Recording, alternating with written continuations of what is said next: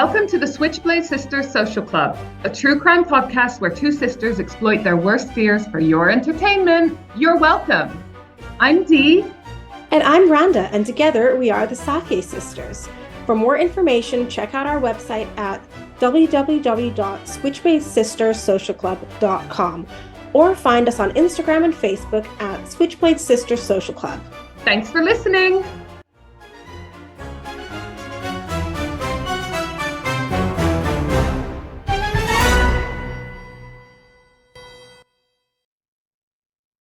Hi, this is the Switchblade Sisters Social Club, and this is me. My name's Dee. And I'm sister. I'm Rhonda. We always talk over each other. That's Rhonda. This is a bonus episode, and I'm so happy because apparently, according to the reviews, we're charming and likable. That is the best compliment ever, isn't it? I know, guys. So that was honestly, I couldn't believe that one. And that was from an attorney in Canada. Right? As well, with his own true crime podcast. So, I mean, to be called likable and charming is as good as it gets. Right? Especially because the stuff we talk about, right? So this is a bonus episode with this Brian Frederick, who is one of my new loves. We're doing this intro before he turns up so I can gush.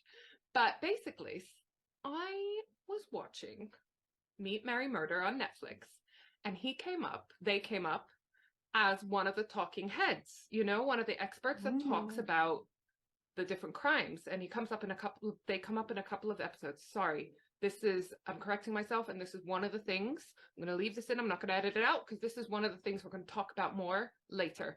So they talk about a couple of the episodes about a couple of different crimes. And I was just sat watching it in my pajamas and I was like, what a cutie patootie. So I slid into his DMs, as is my way, and was like, just watching you on the show and just think you're great. And then he said, I would love to be on your podcast.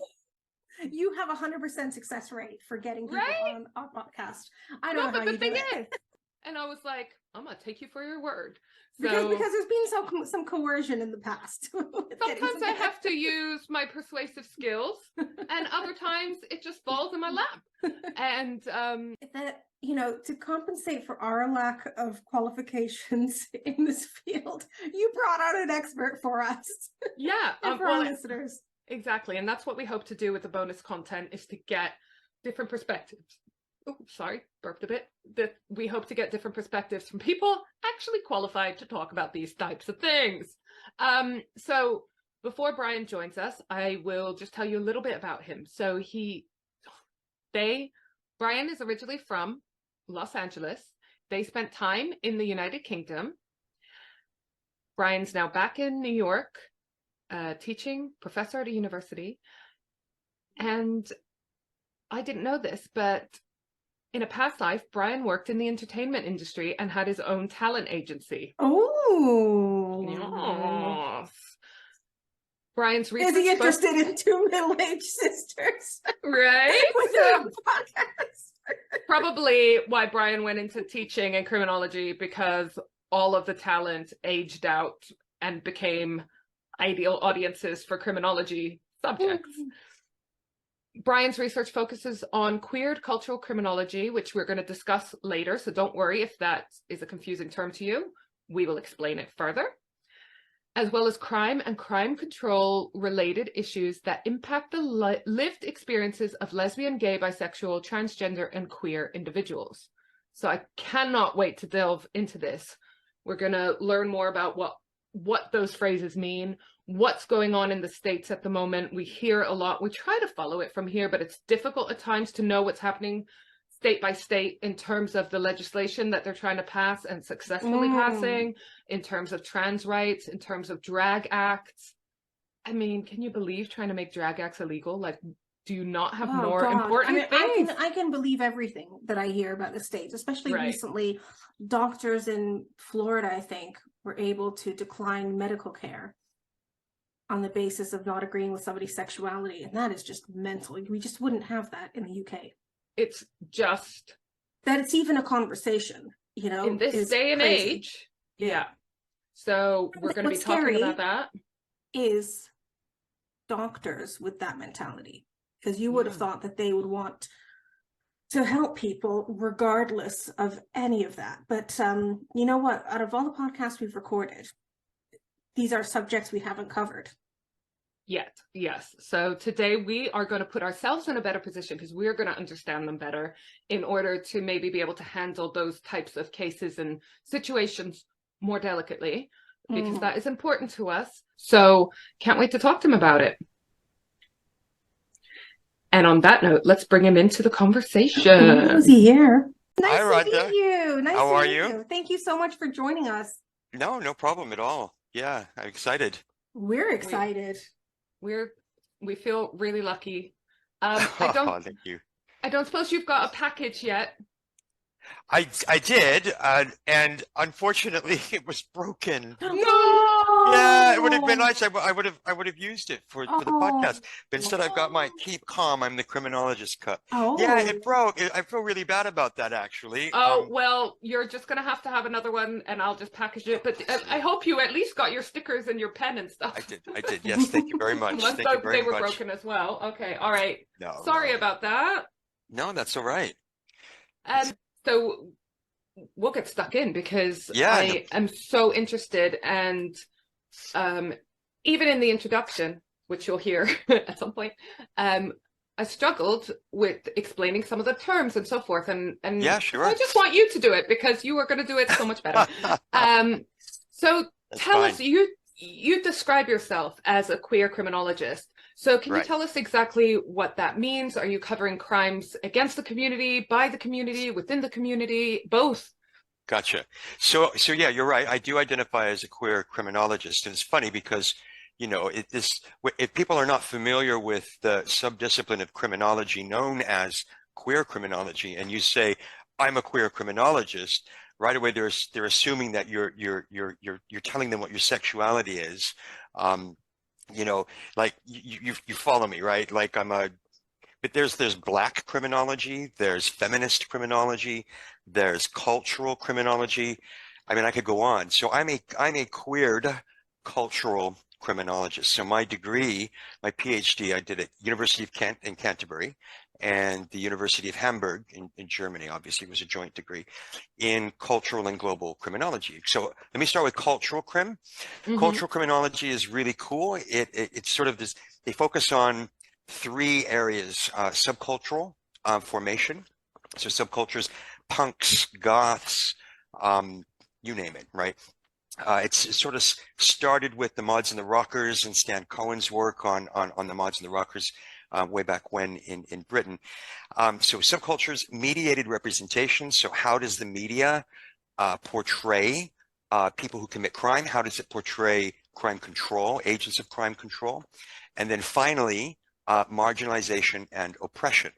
So you can sort of like when you tie that together, it's interested in how marginalized people come together to form subcultures, engage in deviant or criminal behavior, and then how does the media represent that? And what's really interesting about cultural crim is it starts asking these really deep questions like what's true, right? Because if you're representing deviants like either reality television, CSI type shows, you know, and people are picking up on the cues from television and then acting those out in real life, what is actually the genuine and true expression of crime and deviance? Do you follow me? Yeah, every single one of those points, I want to have a separate. What's that? Sorry, we interrupt each other a lot. Go for it. Go ahead. We have decades of interrupting each other. So that's cultural criminology, but you wanted to ask. I just wanted to say every single one of those points, I want a whole podcast series on, which I talked to you about, that you need your own podcast. So I'm going to nag you. You did, yes. Absolutely. And it's been suggested to me since then as well by one of my colleagues here. So we're thinking about it. We're thinking about it. Everything you said, I find fascinating because my master's degree was in cultural theory and politics. So cultures and subcultures and things like that. And it was a long time ago and I'm not in the academic field anymore. Right. Everything you said really fascinated me. But also I wondered, at age 18, how did you make that choice to study that, such a specific topic? Oh, no, no, no. You're assuming that so I started as a business major when I was 18. Oh, Yeah. okay. Reg, I told you about his career in the entertainment industry. Yes, Yeah, talent agency. for a year and a half, and then I left that, and I got a job working for Marion Rosenberg, who at that time represented Patrick Stewart, Brian Wow. Cox. I mean, just a lot of Dr. Hang Noor, a lot of big names. And I did that for 13 years. So I was either an assistant to a talent agent or a talent manager. I worked at Warner Brothers for 3 years in international theme parks, international film distribution. I worked at Sony. Um, I worked for the producer of the movie Seven, Oh, which we sort of, love that What's film. in the I box? know, right? She What's also, in the box? she was also exactly, oh God, I love that. She was I also, think about that film every time I overindulge with food. I literally I quote love it it. every time I open an Amazon delivery, which is almost daily. Well, And I it had mean, an impact talk on about us. the coffee cup. I mean, I'm not a criminologist getting a box unsolicited, and I'm like, do I open it or do I have I want security it come to up be a and screen it surprise, for me? but I realize now it could look quite threatening. Yeah, I yeah. actually Well, literally judge people on whether they get the what's in the box reference. I make oh judgments yeah. on them. And have you ever seen those presents, those gifts that you can send people that when you open it, it like explodes with confetti and Yeah. butterflies? Don't send that to an autistic person. Oh, do you know It's what? not a good idea. I mean, my kids are autistic, and I agree. Yes, They don't would do it. not appreciate that. No. Do you know what? I always thought, if somebody fucking sends me that, I'll be furious. They'll be off my Christmas card list. Oh my God. Yeah. Like, I have one friend in particular who I love dearly, but she always puts glitter in a birthday card. Oh, you can never God. get rid of it. It's But in it's your like life sand. forever. It's like sand, right?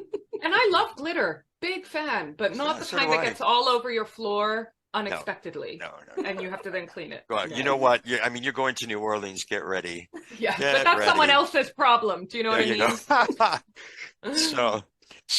Okay. So that's cultural criminology. So I started as a business major, went into entertainment for 13, 14 years, got out of that because it's a backstabbing enterprise. And I went to Police Academy in Southern California. Yeah. So, but I left Police Academy because I was interested in crime and crime control and especially deviant behavior, but I wasn't getting it in Academy. In fact, I found them to be assholes. Just Citizens really on just patrol. hyper macho, and the average age was probably 21, and I was in my early 30s at that time, and I was just like, I don't need this shit. So I in essence, I completed all the classes, but didn't go on to be commissioned as an officer. And then I transferred to a 4-year university where I was a criminal justice and theater arts major. So I sort of melded the two worlds that I had just, sort of like, the one that I'd come out of. And to be quite honest with you, like one of the only reasons that I decided to get a master's degree was because I wanted to stave off my student loans. Because here in the year, you can defer them as long as you stay in school. And I think it was like the first month of my master's at Cal State Long Beach that I was like, I love this shit. I love this, right? And it was one of my professors who it was a roundtable sort of my master's cohort, and she's going around, we were introducing ourselves for the first time, and she asked us, what do you think is the underlying cause of crime, right? So she wanted to know our opinions, and I said, I think the state is complicit in a lot of crime, right? And we can talk about capitalism and, that's sort of that project another time. But she said to me, she goes, oh, it sounds like you're a critical criminologist. And I had never heard this term before, right? I don't know if you are familiar with critical criminology, but it sort of looks at the root causes of crime being sort of related to capitalism and marginalization and, inequity, et cetera, et cetera. So yeah, I was hooked. And then 2 years later, I started my PhD in England. So that was, and that was in cultural and global criminology, which is very different from what we learned here in the States. It takes a very critical stance towards criminal justice, like criminal injustice, a lot of us would call it. That's where you're going to find. I mean, I had a colleague who was doing research on ecstasy, who used ecstasy and well, you've here I got was, to, right? I mean, right. I remember the whole concept of emic and etic perspectives in Oh academia, my God. and that you cannot ever truly represent a community or culture unless you are a part of it. Right. And I remember reading on my master's, I think her name was Maria Heaney, and she was researching rave culture, Right. and so she obviously had to do ecstasy. Yeah. Well, I had Why the should same have thing. to? Yeah, she could have chose a different topic. We call that in academia, we call that going rogue. When I was at uni as well, we had a PhD student who was doing, so interesting. He wasn't on my course. I didn't do a PhD, so that is why. But he was studying the subculture of bike couriers, because they have a very specific culture as well. And a lot of them apparently take MDMA, other drugs, amphetamines, etc., to be able to cycle real fast. My brother was a courier here in New York City. Yeah. And basically this guy had to get right in there, and the university was really worried about him because he was doing a lot of drugs with them. So do you not agree with that, Brian, that you need to be submerged into culture to understand so yeah, I mean, ethnography is sort of at the heart of cultural crim. I mean, that's sort of the chosen method, our chosen method. We're very much sort of, I don't want to speak for all of us, but, when it comes to statistics and numbers and, I want to talk to people. I want to hear what they have to say. I want them to represent themselves. I don't want a number to represent them. Ask me again. I'm sorry, my ADD just kicked in. But I mean, the thing is, you're one of us. One of us. And I'm medicated. Thank you very much. Well, what I would say is that, I'm sorry, I forgot my question. I remember I asked whether do you feel that people need to be a part of the culture that they're researching and representing in order to actually understand? You're asking him if he's going to go and commit crimes because he's a criminologist. No, that's it. I realized that as I was asking. Like, I have a colleague that I did my master's. Well, we went to the same university for our master's. She was in public health, and she ended up doing her PhD on taco trucks in, I think it was New Mexico or Arizona, because her parents had a taco truck. Right. So she did her PhD on this sort of, people who own these taco trucks and the communities that they form. So they say that the PhD says sometimes more about you than it does actually what it's what gets you. It's almost like a soul searching exercise. For me, especially, it was because my PhD, as you know, focused on chemsex, or what we call here in the US, we call party and play, which is, the use of crystal methamphetamine and GHB and other drugs like ketamine and stuff like that. So, which I have had experience with in my early youth. So, yeah. So it was it's soul searching, but you don't want to admit this in your PhD. I think my supervisor at Kent is like, look, when you've got your PhD and you start publishing on your own, that's when you can come out of the closet as somebody who's, but you don't want to do that necessarily in your PhD.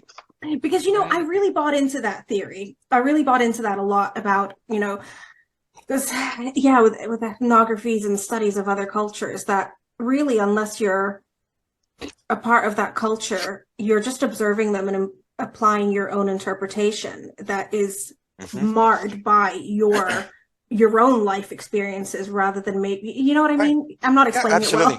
No, but not that everybody goes out and reads PhDs, but sometimes when people are doing research, they might come across a PhD that, is just as relevant as any. I mean, they're in essence, they're peer reviewed, right? And they are published at a university library. But my point is most PhDs, especially if it's ethnographic, will have a reflexivity section, which is where the researcher gets to talk about who they are in the research. And that's particularly important to pay attention to, because that's when you sort of discuss your biases and you let the reader decide, how value free your work is, because there's no such thing as being completely value free, If we're honest, it's where we decide if the writer has the same values as us and whether we think their opinion is worthwhile, sort of, yeah. Or whether we're just going to read it with like, oh, I already hate it. Right. Yeah. So anyways, I did this degree in global and cultural criminology, right? And then it was, I think, in my second year of my PhD, I was invited to, because word got out that I was doing research, criminological research on queer men who used drugs, you know, and this is unusual. This is something that hadn't been done before, at least not from a cultural criminological perspective. And so there was a small network of queer folks who were also criminologists or studying to be, who had invited me to publish an article in a special edition of the journal Critical Criminology, which was a queered special edition of that journal. And we met I also attended the American Society of Criminology conference in Atlanta. And there was just like maybe like 8 of us at that time who identified as, you know, queer and criminologists. We had like 2 sessions that were going on. Now there's a whole division of queer criminology under the American Society of Criminology. There are thousands of articles written under the sort of the umbrella of queer criminology. So as a queered cultural criminologist, I take that subcultures, mediated representations, and marginalization and oppression, and I queer it, right? I use it to study crimes committed by, deviance committed by, crimes committed against, deviance committed against queer folks, and also queer folks who are in crime control, who work in corrections, who work in the courts, et cetera, et cetera. And when I say queer, by the way, I'm including, this is my choice to do this. It's just easier for me to say than LGBTQ plus or LGBTQIA plus. Yes. In fact, my colleague and I, even that is, we say LGBTQA when we're saying LGBTQ, LGBTQA, right. Well, so I use the term queer. Well, I wanted to ask you about that because one of the things that I wanted to talk to you about, and we wanted to talk to you about, is like some of the terminology used. You know, like I said, we're not in the queer community ourselves, me and my sister, but definitely allies, and love. So, and we know there's a lot of people that struggle with some of the different words, keeping up with what words are acceptable, etc. So, queer, can we use this word now? Because Absolutely. I mean, you're using it, so I presume. Absolutely. So there was a time where it was not okay to use it. Am I right? Yes, there was, and it's still. I mean, it depends on who's using it and how the tone.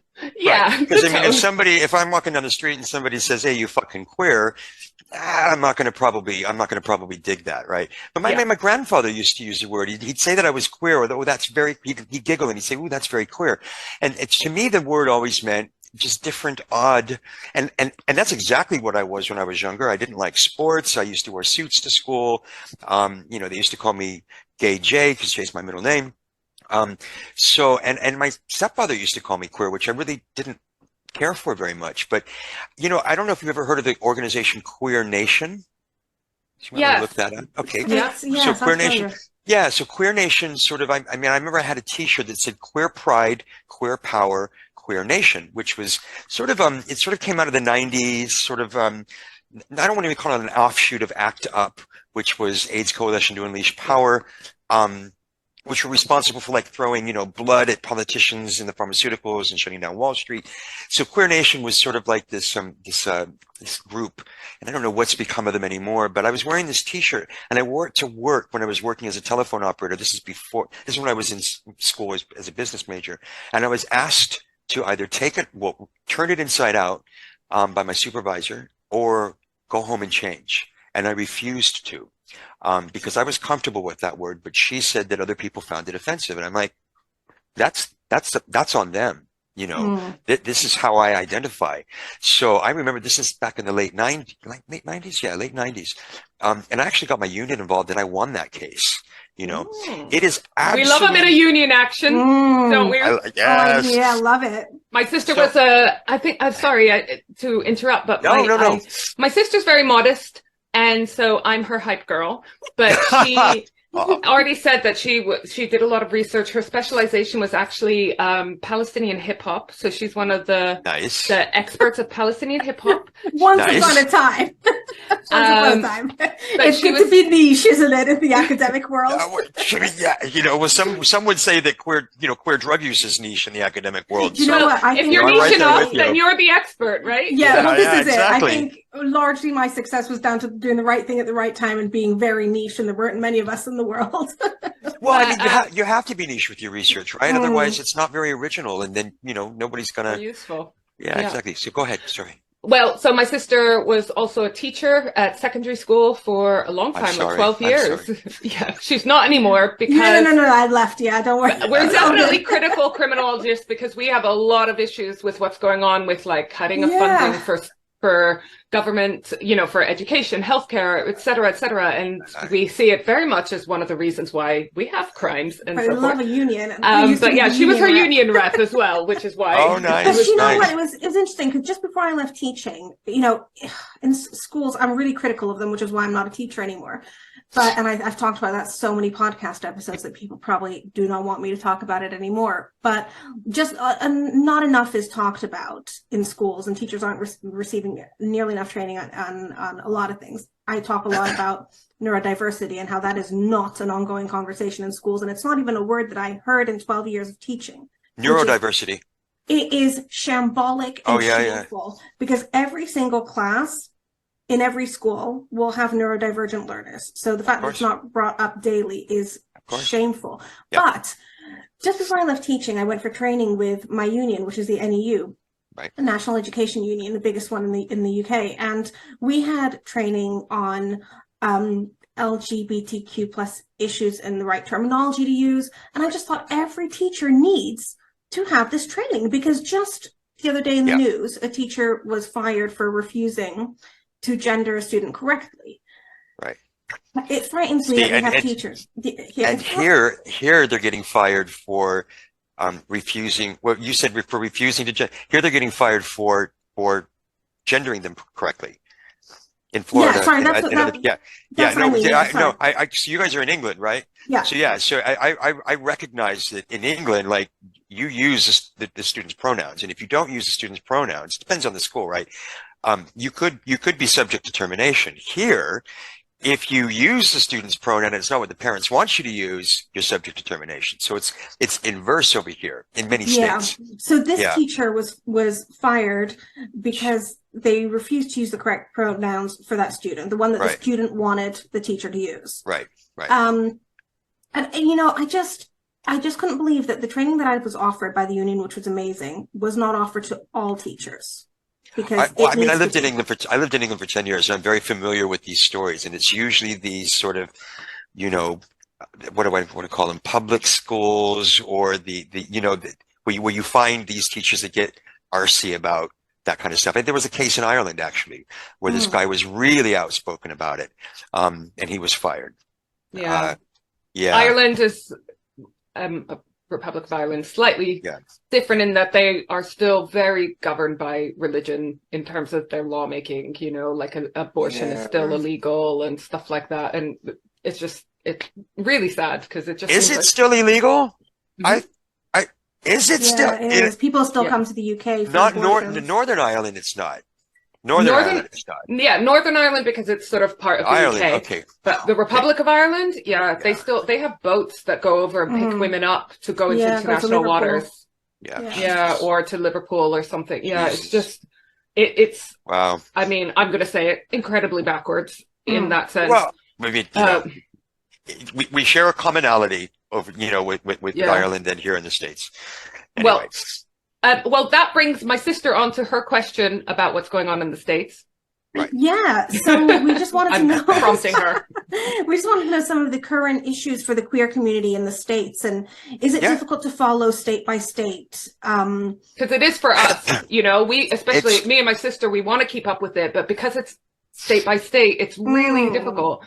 And I said in the introduction that I get most of my most interesting news from your Instagram. From mine, well, I mean, I was on sort of one of my I call it my Aspie kicks, where I was just are you autistic? I am, yeah. I love that. Love that. And I will go for it. If something gets my interest, you know, or pisses me off, I have to learn everything about it so that I prepare myself for it, you know. And so I was going on, and then I'd never really used hashtags before. So I started hashtagging these articles. Like every day I would try to find, I was typing gay, queer, drag, trans into Google and looking for the recent news, and then just taking a screenshot of the headline and posting it on my Instagram with all these hashtags, you know. Because what incensed me, what started this off was I was in Saratoga Springs, which is just north of the city, at a conference for my university, and I was finished a day of events, and I was in my hotel room and turned on the TV, and Uganda was trying to pass this anti-homosexual law. And at the same time, they had an article about, not an article, but a report about Ron DeSantis, the governor of Florida, and his Don't Say Gay bill being expanded to high school, right? And I lost it. Not only did I lose it, but I was like, where the fuck is our community's response to, well, what's going on here? But, you know, it frustrated the shit out of me. Like, you know, we were used to like texting people back in the you know, in the early 2000s, or calling people on the phone, organizing, going and marching and getting pissed off. Now what are people fucking doing? You know, I don't see sort of a concentrated effort to, I shouldn't say, I'm going to get in a lot of trouble for saying this, because people have been organizing. But what's unusual about what's going on in the States right now is it's at the state level. So in the past, when we had Don't Ask, Don't Tell, right? This was national legislation specific to the military. You know, nobody would ask you if you were homosexual or you feel queer, and as long as you didn't tell anybody that you were, you could stay in the military, right? We also didn't have marriage. We didn't have same-sex marriage. We didn't have the right to adopt. Sodomy at one time was illegal in many states, you know. But these were sort of like, there were national attempts to overturn these national, you know, sort of issues. And we would march on Washington, we would march on our state capitals. Now it's the states sort of coming after us. And I was just talking to a colleague yesterday.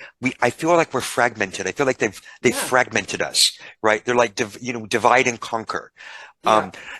And I'm waiting for the community to get pissed off enough to march on Washington again and say, enough is fucking enough. Write our rights into the fucking Constitution, and let's put this to fucking bed. Because we're dealing with the same shit. I'd say how angry I get, dealing with the same shit today that I was dealing with when I was a fucking teenager. It's gone so far backwards. And the thing that I would say, you know, when we had our chat, Brian, when we were kind of talking about recording this episode, we were talking about a lot of similarities between the language and the narrative used around Palestinians and the queer community, right? Propaganda. It's propaganda. And it is the people in power trying to oppress a marginalized community. Right. And the thing I would say, even if you are not a member of the queer community, even if you're not Palestinian, even if you're not neurodivergent, like, these issues matter to you because it's your human rights that are being infringed as well. And, you know, like that quote, I think it was about the Holocaust, but it was like, you know, they came for the socialists. I didn't say anything because I'm not a socialist. Then they came for the blah, blah, blah. And I didn't say anything because I wasn't up. And then they came for me and there was no one left. Like, this is the issue. This is the issue now, Dee, is they're coming for the trans folks, right? Because they're the easy target. Yeah. Because they were outside of our community it used to be just gays and it used to be the gay community, and then it was gays and lesbians, and then it was lesbian and gays, and then it was gay, lesbian, and bisexual.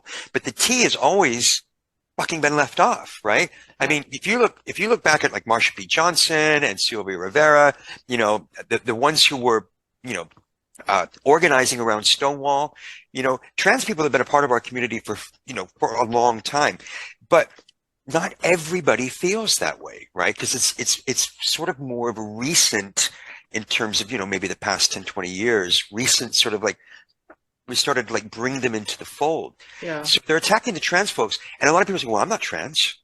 You know, this doesn't affect me. Well, you know what? They're going to keep going down the list until they come for your ass.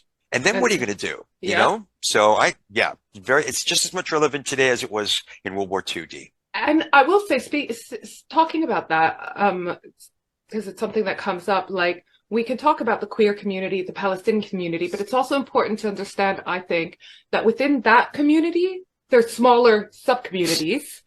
Right. Right. And it is quite useful to remember that there are, no community is fully cohesive, right? And well, so it's...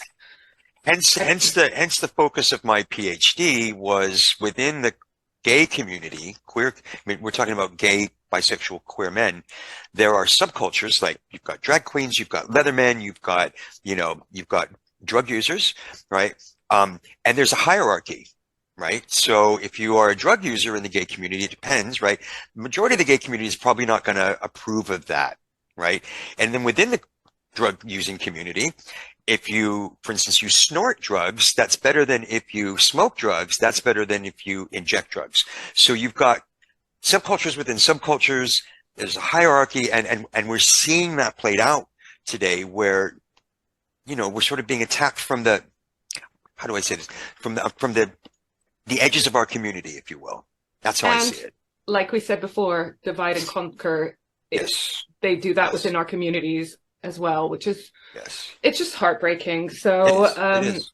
I will put in the show notes some different organizations that might be interesting for people to at least follow on social media to learn a bit more, but hopefully go along to their events or get involved in some way. And might I suggest that you, if you're going to do that, that you suggest places that people can go in physical, like physically show up. Yeah. Because I live in New York City, which is one of the most amazing cities in the world. My colleague and I are going to a Gays Against Guns silent vigil for the Pulse nightclub shooting in 2 weeks' time. It's something very powerful about being with members of your community in solidarity. You know, going to a club, a bar. Get off fucking social media. I'm not, you know, I know this is sort of like, yeah, but get off fucking social media. It's not social anymore. I find, so keep me started. I find these influencers, I'm interested to hear. I find with influencers that I'm starting to take them off my Instagram more and more, because it's not a dialogue. You're not having a dialogue with these people. They say something, you absorb it, you can leave a comment, a few people might see it, but the influencer doesn't really engage with you. And go ahead. I was just going to say that one thing I learned recently from someone, that because, you know, my sister's a social media person, I go on there, but I'm like a lurker mostly. But you know, when you have things like a national day of this, or, you know, a gay pride or Pride Month or whatever, and people share either a black square or a flag or, you know, something along those lines. Someone was telling me that actually that's harmful to the cause, because when someone looks at that hashtag, they just get a bunch of black squares or rainbow flags, but actually that's not saying anything or sharing anything of use. So instead, it's much more useful, use that hashtag, but share either a fact or an organization or something, you know what I mean? So when someone looks at that hashtag, they actually get a whole bunch of information.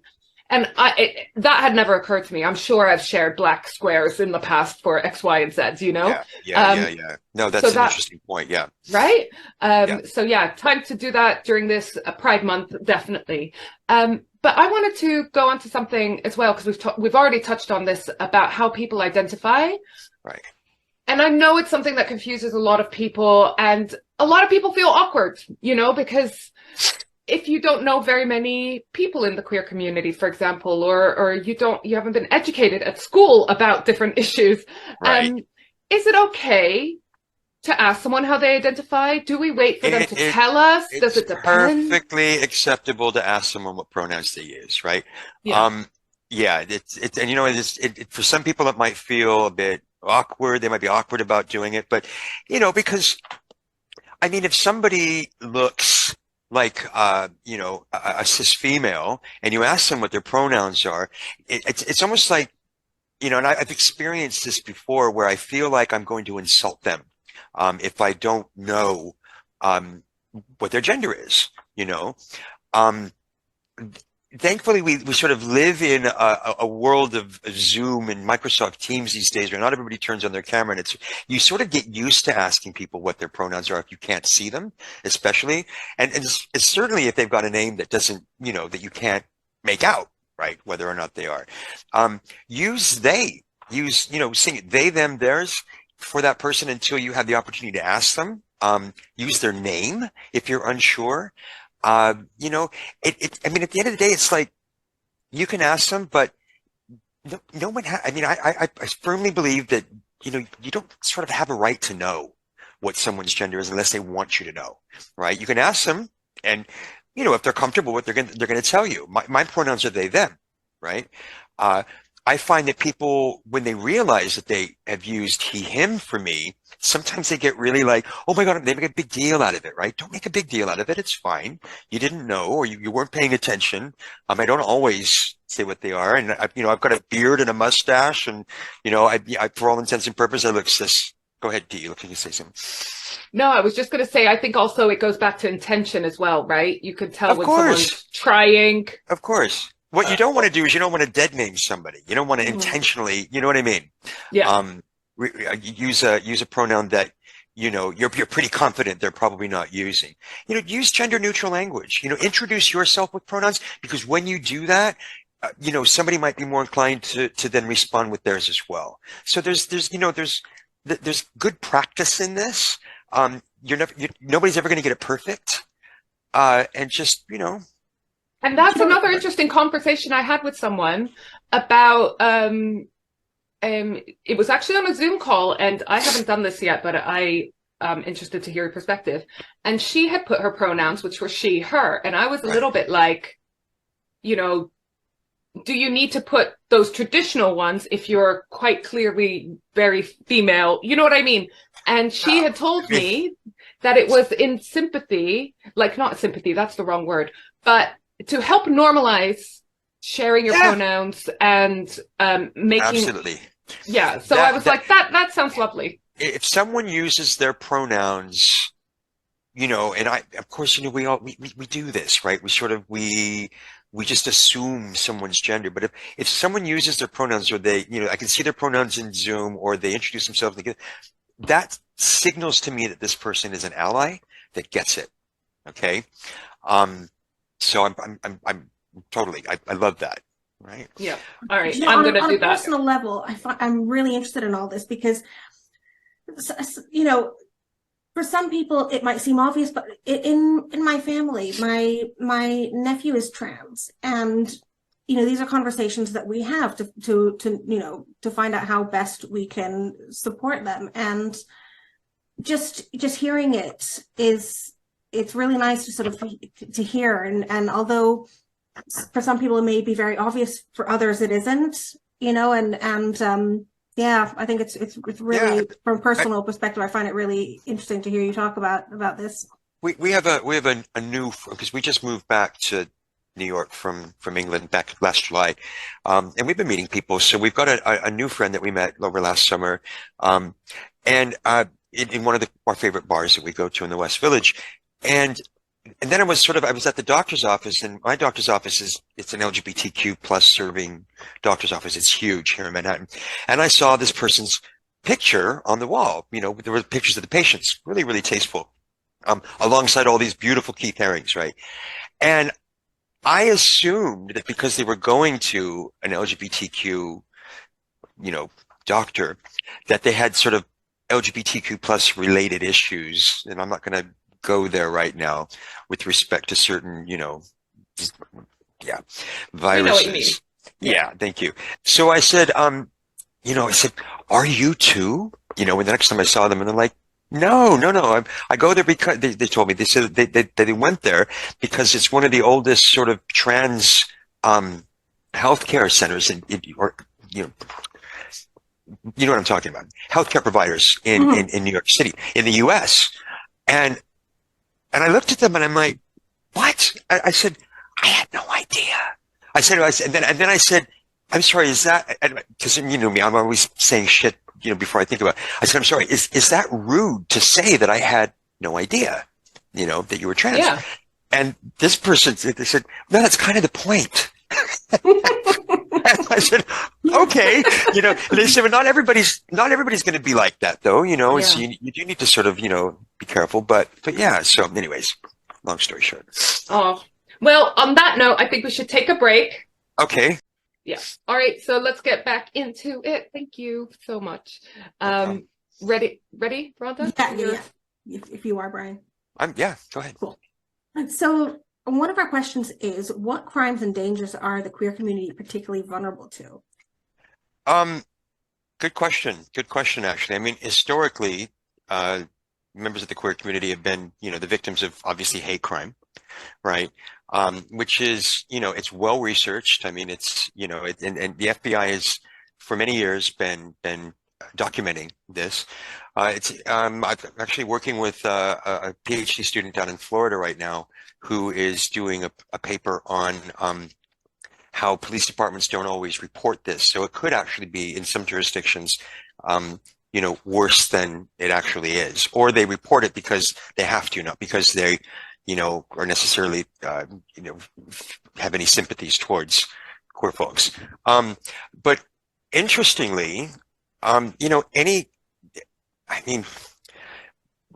queer folks can be the victims of any type of crime. Theft, homicide, because of who they are or irrespective of who they are. Queer folks can also commit crime and deviance, ranging from substance use to serial killing. So right now, I mean, about the Pulse nightclub shooting, obviously, and there was a mass shooting in, I believe it was Colorado, not too long ago, where several people were killed, including some drag queens. Here in the U.S., we differentiate between hate incidents and hate crimes. Hate incidents don't necessarily rise to the level of, so for instance, if somebody spray paints faggot on your garage door, it's a hate incident. Okay. If they attack you, with either words or their fists or something else, that's a hate crime. Domestic violence tends to be, it actually, especially during the pandemic, was on the rise in relationships where a trans person was one of the couple. Yeah. But I'm trying to think of what other types of victimizations. I mean, queer folks are victimized by the criminal justice system, either, when they have contact with police officers, not all the time, but, certainly it depends on where you are in the U.S. They're victimized in prisons. A lot of prisons, a lot of jails in the U.S. will have, not a lot, sorry, that's a mistake. Some, like Los Angeles, will have what's called a special housing unit, where they house individuals who identify as queer, because they're moving targets on prison yards or jail yards.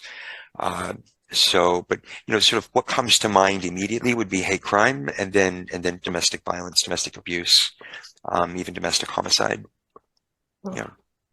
Ooh. Yeah. Okay, so now we're going a bit dark, aren't we? You call it dark. It's what I do. Know, so I know. As he smiles. Yeah.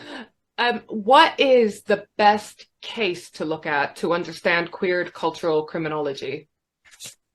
I saw this question when you'd sent them to me, and all you have to do is type gay or lesbian or queer or trans and crime, right, into Google, and type and click news, and there's no shortage. Those will be the best examples. Okay. Yeah. No particular, the one that I've never forgotten is the case of Matthew Shepard. If you're not familiar, okay. If your listeners aren't familiar, if your listeners aren't familiar with that, he was taken by three guys in, let's say, Wyoming, dragged behind the back of a truck, beaten to, I don't think they beat him to death, but they left him to die on a fence in the middle of nowhere. And that, I played excerpts from that documentary about Matthew Shepard for my class, and every time I watch it, I tear up. Tragic. But that's the one case that particularly comes to mind for me when I think of victimization. That one was particularly horrid because he was at university. He was a university student, wasn't he? He was only about 21, I think. Yeah, he's very young. I just imagine him thinking like, oh, I can finally like explore my identity, because that's what you do it no matter where you are in university, where you feel a bit freer to look at, who you are as a person. And I think they left him to die, which is just horrendous. And that's on an individual level. But if you want to pull out a bit, one of the greatest crimes ever committed against gay men, queer men, is the inaction during the HIV/AIDS crisis of the 80s. Where Reagan didn't even mention the disease by name for years.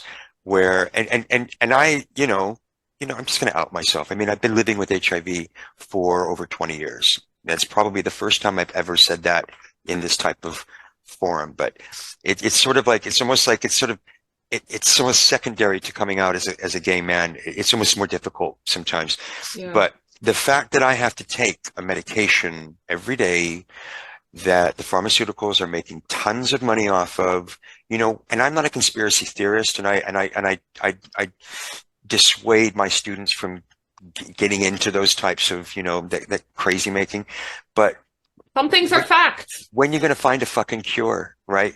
It's not monetarily, profitable for them to do that. So that's one of the biggest crimes I think has been committed against queer folks. But and then what's going on right now? Yeah. So anyway. Oh, that's a lot.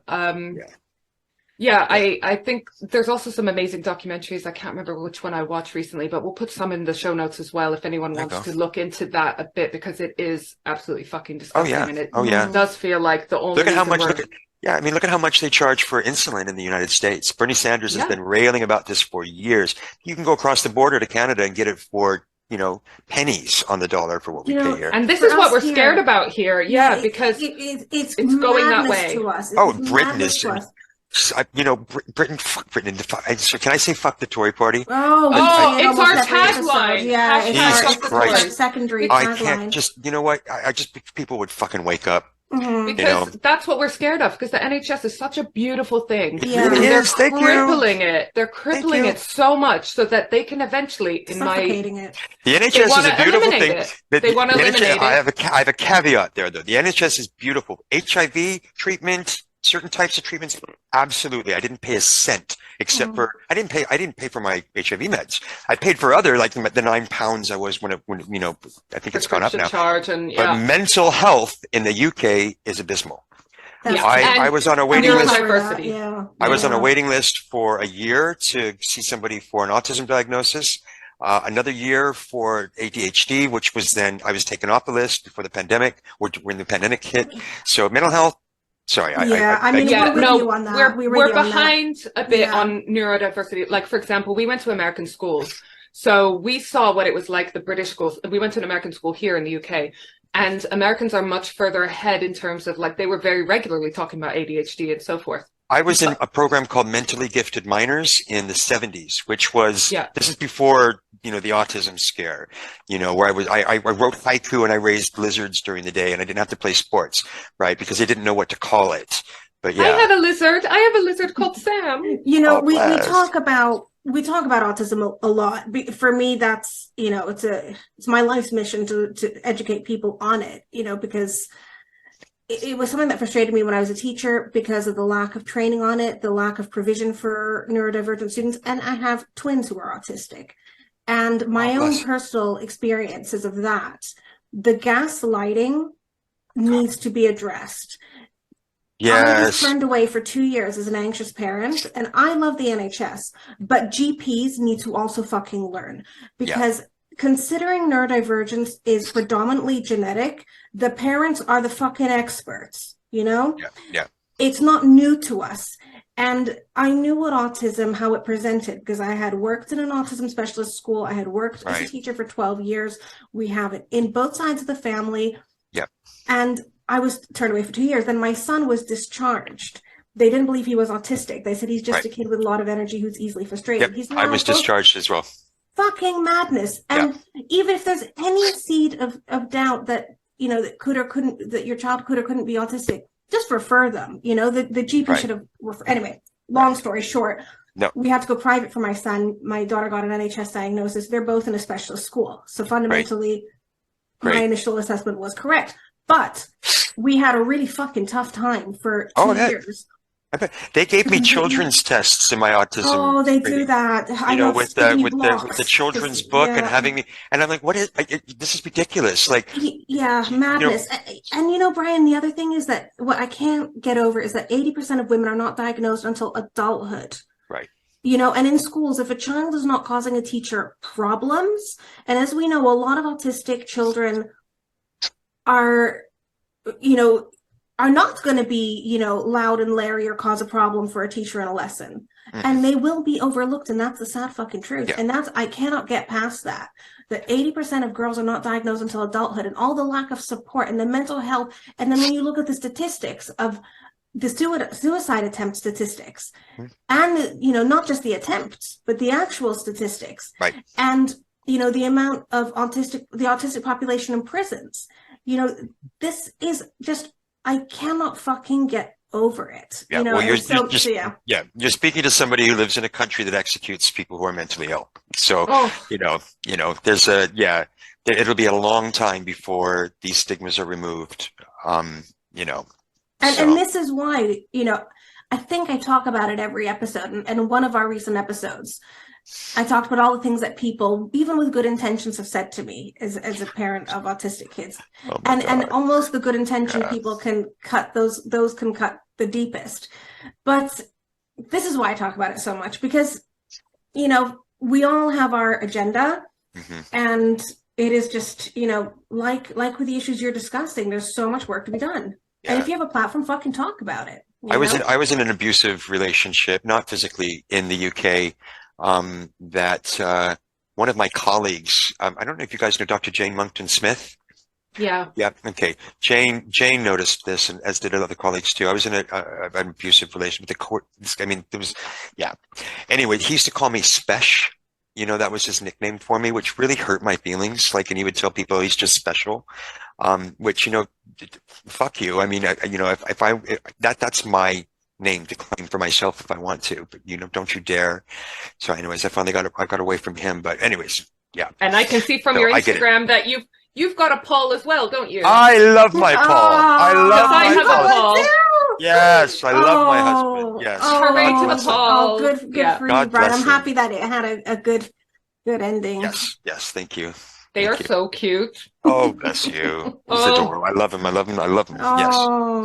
And when I say they, I meant you and him. I know what you meant. I know what you meant. Yeah. He identifies as he, them. Oh, I had another question on this. Sorry, because this is a question I asked my gay friend, and he didn't know the answer. But I saw he/they in someone's pronoun. Does that mean that they answer to both? Or what does that mean? I don't know, because I don't use it. So it's, you know what I mean? It's Paul, my husband, goes by he, they, or he, them. And it's just, you know, ask what, you know, why. Maybe I should have just asked that person. Yeah, of course. I will do that. You know, there you go. Yeah. So going dark again. Yes, still hashtag fuck the Tories, but on a different topic. And I struggled with phrasing this, and I'm sure you get this as well. Working in true crime, you have to be careful with your words, because like, I wanted to basically ask you, who's your favorite serial killer? But I obviously don't mean that. I just mean, I know what you mean. Which one do I find the most interesting? Intriguing, exactly. So I've put, what serial killer can you just not get out of your head? You know what? That's not a fair question. So there are different. There are different types.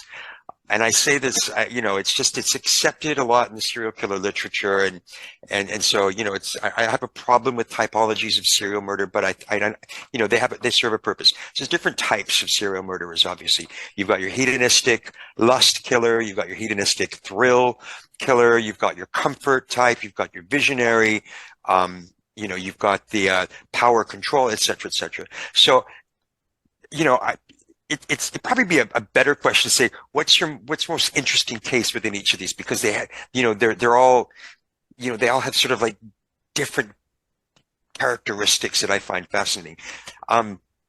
The one that I find most interesting, and he actually makes me giggle, and I know that sounds terrible, is Dennis Nielsen. Oh, I'm really interested in him. Yeah. Oh my God. I mean, have you seen the Nielsen tapes?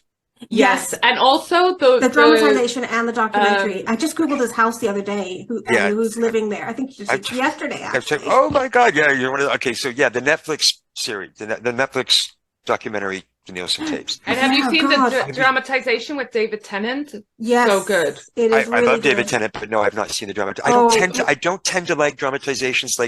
Like we watched 5 minutes of Dahmer, the series here, and I had to turn it off because it was bullshit. Jeffrey Dahmer fascinates and freaks me out at the same time. So he's a different type, right?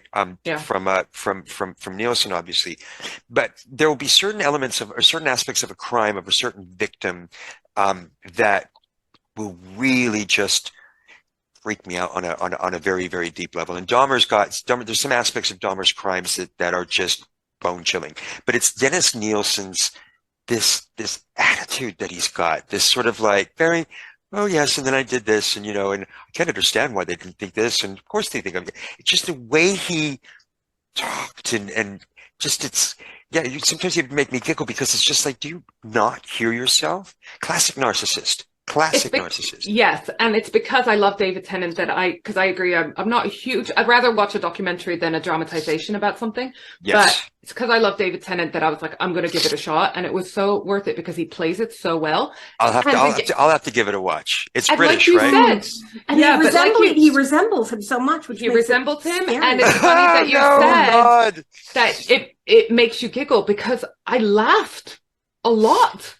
You know, because of the phrases he used, like, and then you remember, oh my God, this is based on a very true story, and you're like, ooh. But but yeah, there was so many things that you know, he just talks so matter of factly. Yes. The sons of one of his victims lives in my town. Ooh. Yeah. Well, are you serious? Yeah, unfortunately, he's a rough sleeper. I haven't met him, but he's on Chiswick High Road. Yeah. Oh, that's true. What, the really guy that's always on Chiswick High Road since we were outside, I think Campbell's Chemist, for those who know Chiswick. Apparently really nice guy. Oh, that's heartbreaking. It's really sad. Yeah. I mean, because we're Have you based in been by London. the house? Have you been by Nielsen's house? No. I have actually, before I realized it was a house. I know there's two houses, right? One's in Cricklewood. The one that he was living in when he was caught. Yeah. I have walked past that multiple times because I had a friend that lived literally on that street. Where's the other one? The same house. They're both in that same area. Did you get a vibe from it? No, but that's because I didn't know that. I didn't know at the time. It was only afterwards that I was like, hang on a minute. I know that street. We used to, when I was teaching at the University of Gloucestershire, we used to take our students to Gloucester to go by the Fred and Mary West house, and which they've now knocked down. Yeah, well, by where it happened, and I mean, just that neighborhood, right? And just, oh my gosh, just this vibe. It's funny because I literally just Googled that yesterday. I don't know. I mean, I was probably doing podcast research, but I Googled the house and the couple who bought the house, and I just like, how could you live there? I mean, we had a whole episode on murder houses, and we talk about it's decorated beautifully, but how could you ever get past it? We used to drive by the Manson murder houses. Oh, in LA, there's loads of sites, in LA. Right? Oh, yeah. We actually have an episode coming up soon that we're really excited about because we met someone who is from LA, and he has Graveline tours. Oh, yeah. So I know all about Graveline. I was just going to talk about that, actually. Yeah. Right. He is adorable. Yeah. So And, he's going to do a virtual tour for us. So like, oh, fantastic. Yeah. So I'm super Excellent. excited about check out that. the Instagram account. I came across him on Instagram just because the account is so fascinating. It's all the LA crimes. Yeah. I believe there's a museum of death in Los Angeles as well. I don't know if you're aware they of that. just reached out and emailed me, and I replied. Really? It was so like, hi, we have a museum and a link. And I replied saying, is this spam? And he was like, no, we really have a museum. And I was like, you need to work on your grammar. But anyways, I didn't want to go clicking on random links. So, well, just before Rhonda goes to your last question, I wanted to show you something, because I actually was in town in London, and I was in, where was I? Bloomsbury, like Russell Square area. Right. And I saw something, and it just made me think about you, and I took a picture to share with you. So I'm just going to share my screen. It's a lovely picture. Okay. So we can end on a bit of a high. Okay. But it was a crossroads, and my picture's not great, and I couldn't get all four of the crossings. Look at that. Yeah. Dee, we have one in Chiswick now too. Do you? Just by Turnham Green Terrace. I'm so accustomed to seeing the rainbow flag, because we had one in Portsmouth. We had a rainbow flag crosswalk. That's the first time I've seen a trans flag. That's awesome. For the audio listeners, I'm showing a crosswalk near Russell Square Station, where all of the crossings were painted in the trans flag colors, and it really just melted my heart a bit. Because we have a whole bunch of rainbow ones in the UK, but that's actually sprouted during the pandemic, and it was more linked to the NHS and support for the NHS. Gotcha. And obviously we're like, oh God, did that not confuse the fuck out of you when they were using the rainbow? I was like, a little bit, but all these rainbows started going up in windows in Cheltenham where I lived, and I was like, oh my God, there's so many queer folks living in my neighborhood. I had no idea, right? But, it can serve multi-purpose. It could be supportive of several different groups. But this obviously is clearly support for trans communities. And it was just lovely and unexpected. I was just walking and I looked down. I was like, hang on a minute. That's fantastic. So I took a picture to show you. But yeah, and I want to hand over to my sister for our final question of the day, because I know our listeners are going to want to find out more about you, and where can they find you, and how can they hit you up? So I've got an Instagram account. It's Dr. Clouseau, like Inspector Clouseau. So Charlie Lima Oscar uniform, Sierra Echo Alpha uniform. Dr. Link Clouseau, in the show notes. Dr. Clouseau. Oh, do you know what? Dr. Title's so sexy, huh?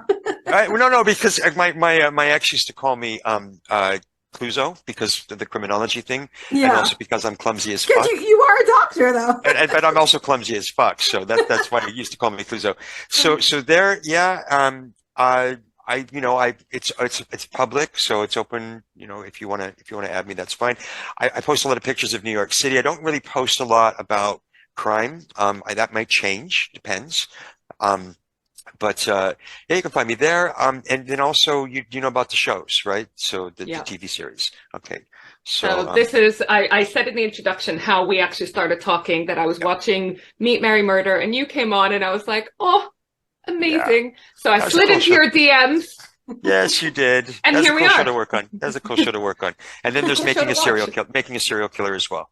So and then at some point I will be writing a book on queer men who are serial killers. The title probably, I'm thinking of either, don't laugh, Dungeons and Drag Queens. Oh, genius. Or Killer Queens. So I'm starting to think about publishers I might want to pitch it to. A bit of wordplay. We love a bit of wordplay. So there's an article. I've written a chapter in a book the book is called True Crime Queer Lives. Let me just make sure that that's the title and they haven't changed it. True Crime Queer Lives. Link in the show notes. Yep, by Routledge. Sorry, it's called The Misrepresentation of Queer Lives in True Crime, which will be out in August. And I think I'm chapter 3 on queer men who are serial killers. And of course, if you Google Brian Frederick, criminologist, you can find work I've published, you can find bios about me, stuff like that, videos, etc. Amazing. Well, we will definitely be buying that book and be sharing that with our listeners as well when it comes out. Thank you. I can't wait to read it. So Brian, thank you so much, Brian. You are just adorable. Oh, and thank you. We are so privileged that you came on to speak to us. I'm privileged for you asking. Thank you very much. You are officially an honorary Switchblade sister, or as my Paul calls us, a Switchblade slut. Oh, I love that. I love it even more. I love sister. Okay, excellent. Thank you so much. Happy to be part of the club. Thank you guys. Thank you so much for being so open with us, and You're welcome. Are just lovely and so endearing and so fascinating. All right, bye, Dee. Bye, Rhonda. Take care. Bye-bye. Bye, bye-bye. Bye-bye. Hey there. Thanks for being a loyal listener. Do you need a new website or want to boost your social media performance? Or do you hate podcast editing? You've tried optimizing your website and social media channels, but you're still not getting the listeners, downloads, and engagement you want? We, the Safier sisters, love helping people with tasks that they hate. We know a thing or two about podcasts, websites, and social media, and we love working with other podcasters and business owners. So why not head over to switchbladesisterssocialclub.com and go to our Work With Us section. We believe in collaboration over competition. A rising tide raises all ships. Bye!